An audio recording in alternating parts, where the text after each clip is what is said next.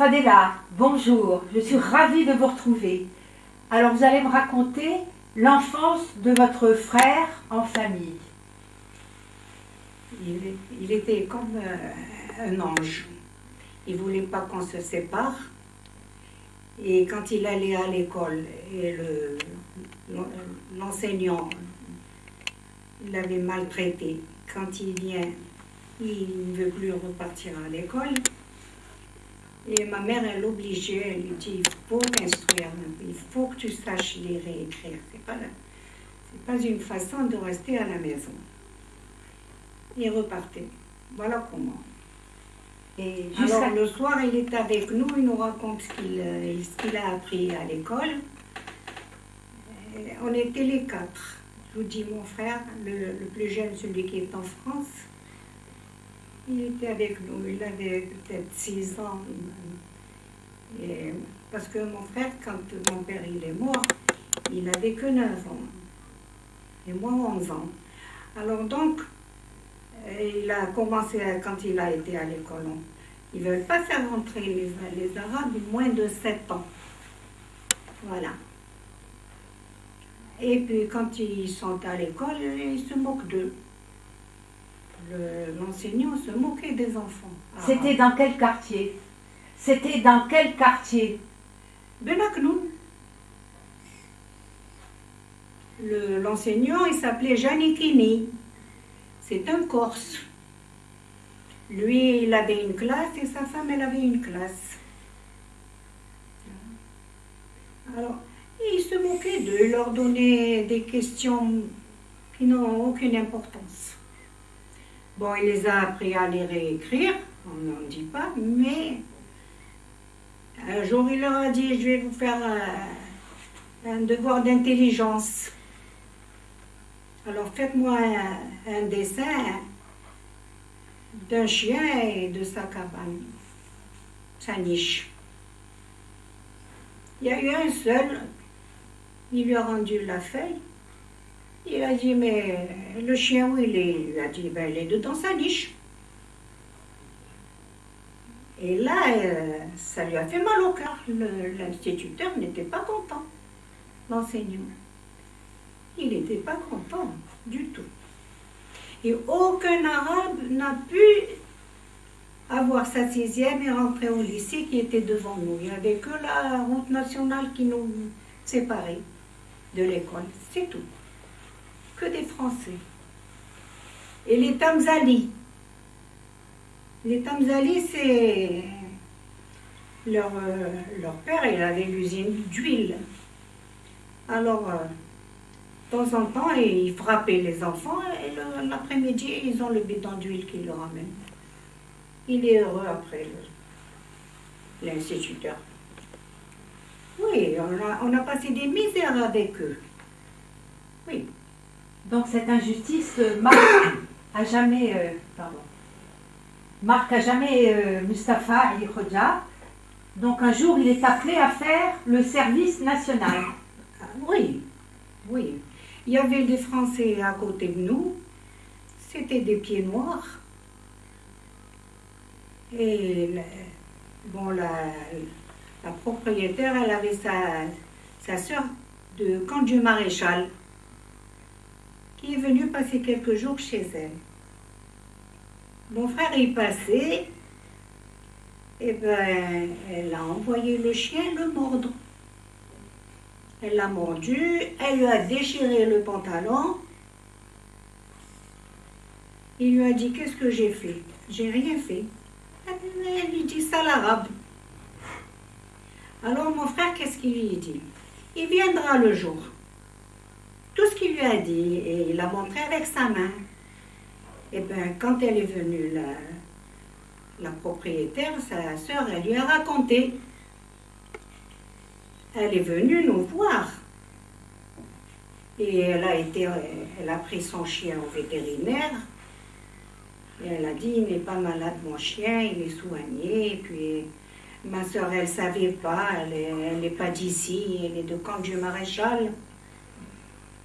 Alors quand il est parti, mon frère, il a pris le maquis. Ils avaient une peur terrible.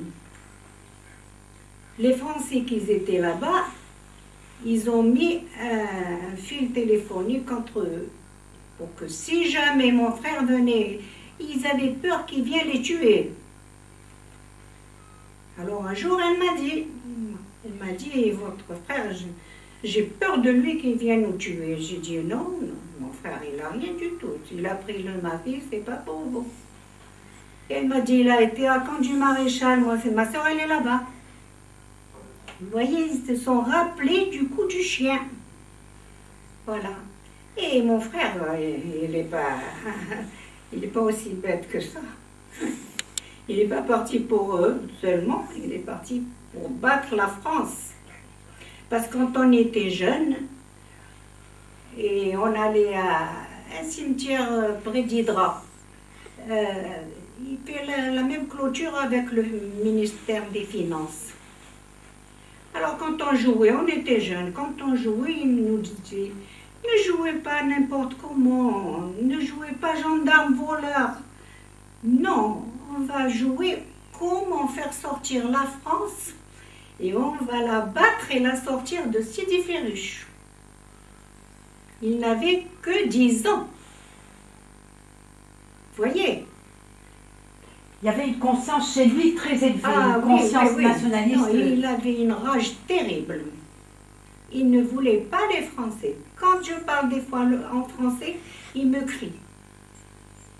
Il me dit, pourquoi c'était tes frères? Parle avec nous en arabe. Il était comme ça, mais il voulait qu'on soit toujours attachés.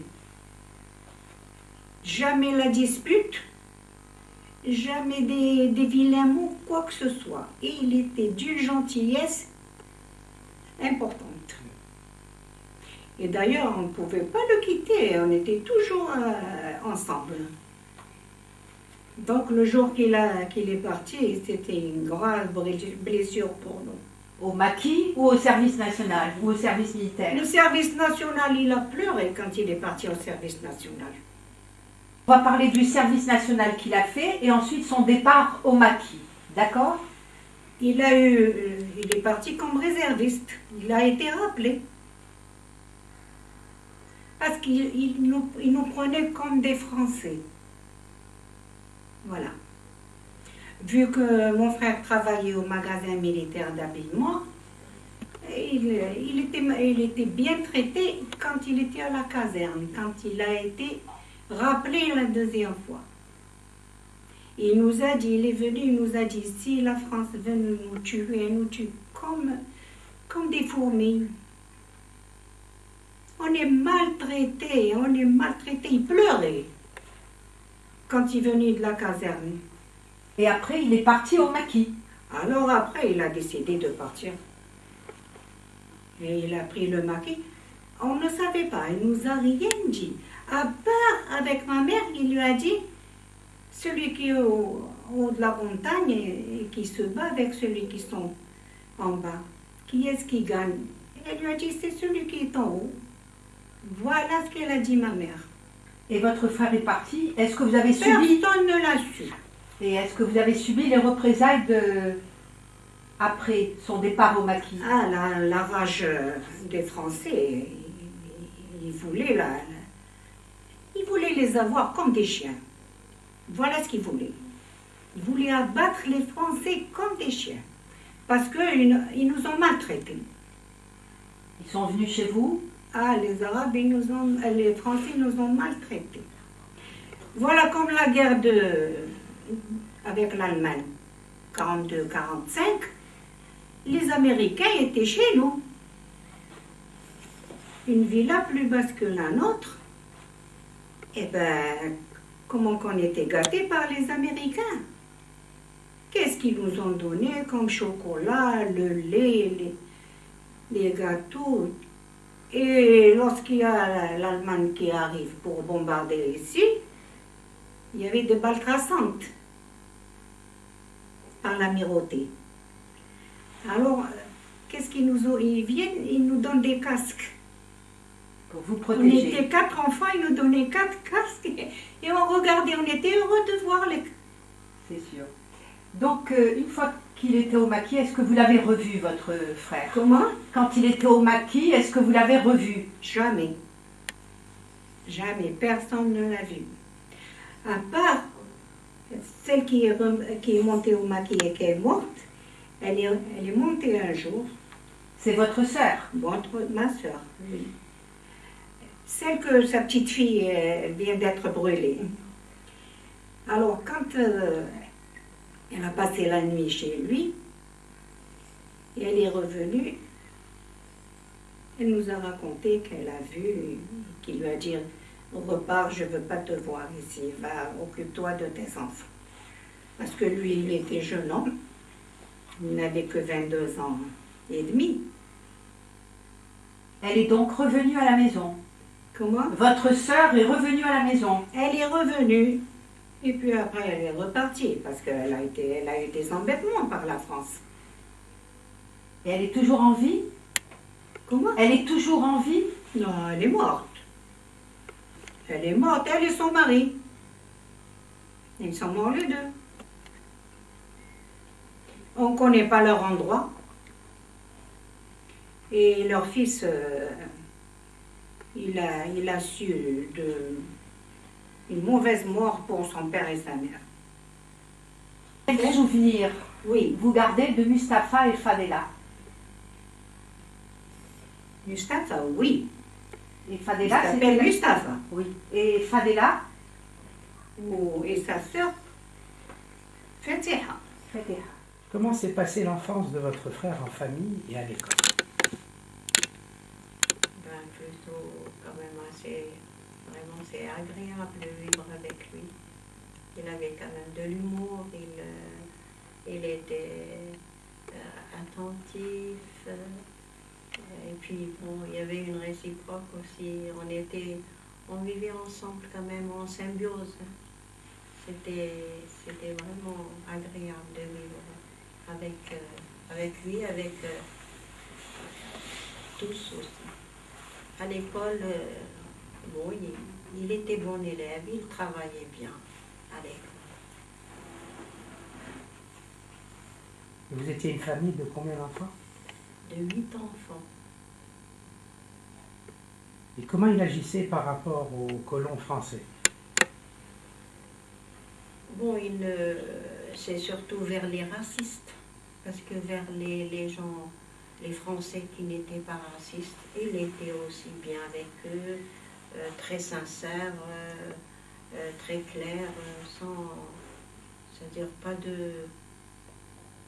de méchanceté, il les aimait beaucoup, à part les racistes. Hein. C'est tout. Alors, quand il est appelé à faire son service national, comment est sa réaction? Oh, ça a été dur pour lui. La première fois, quand il est allé faire son service militaire, c'est-à-dire pour un an et demi, ça a été dur pour lui, mais enfin, il l'a passé quand même. On allait le voir, on lui rendait visite à la caserne, là où il était, tout ça. Il était quand même triste, assez triste. Mais quand on l'a rappelé la deuxième fois pour passer encore les 6 autres mois, ça a été très dur. D'ailleurs, il part à chaque fois en pleurs. Lui qui ne pleurait pas. Parce qu'il allait, c'est-à-dire il ressentait la domination du français. Voilà, c'était surtout ça. Voilà. Parce qu'il fallait exécuter les ordres. Tout à fait, il se sentait quand même que c'est les Français qui commandaient, or que c'est notre pays et on avait quand même droit à une considération, on n'avait pas droit d'être colonisé. Et ça, il ne l'a jamais supporté. Son départ au maquis, vous en a-t-il parlé? Personnellement, non. Je sais que j'ai appris qu'il avait dit à l'un des frères, au beau-frère, c'est-à-dire de ma sœur aînée, et je crois à son oncle. Mon frère, on me l'a dit, je n'étais pas présente.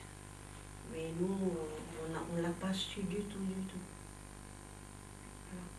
Alors, quand il est monté au maquis, est-ce que vous avez subi des représailles de l'armée française? Oula, alors là, ça a été d'ailleurs tellement qu'on a été obligé de partir. Parce que à chaque instant, c'était les perquisitions. Et puis quand ils venaient, paraît-il qu'on leur disait qu'ils venaient nous rendre visite.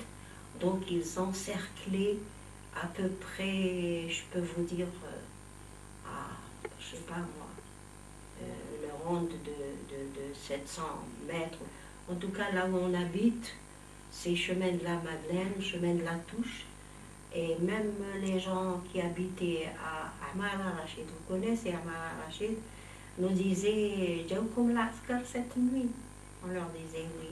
Alors vous savez, c'était plein, on ne pouvait plus bouger.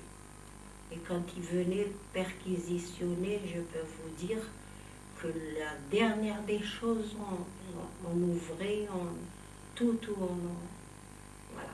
Il y avait même Le Pen qui venait, oui, qui venait avec eux. Oui. D'ailleurs, il avait torturé mon frère Mohamed. Il l'avait torturé avec une pince, comme ça, il lui tirait la peau, comme ça, la chair. Ah oui.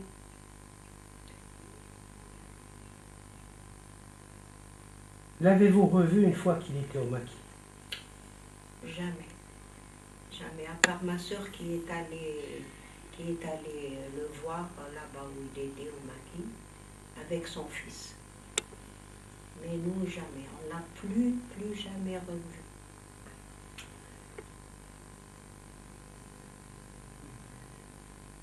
Le jour de sa mort, comment l'avez-vous appris? Ben, on nous l'a appris, c'est-à-dire au fil des jours. Hein, je ne l'ai pas su le jour même. Je sais que mon frère l'avait su le jour même, mon frère Mohamed. Mais, en fait, personnellement, je ne l'ai pas su ce jour-là. Mais par la suite, je l'ai su. Bon, ça a été, disons, paradoxal. Hein. Ça a été une joie qui est mort et qui n'a pas été arrêté par l'armée française. Et puis de l'autre côté, ça a été pénible. De perdre un frère. Oui, mais c'était préférable que d'être arrêté. Oui, nous l'avons quand même, personnellement j'ai pris ça avec quand même philosophie, quoi. Avec fierté. Avec fierté. À la fois, oui. Avec beaucoup de fierté même.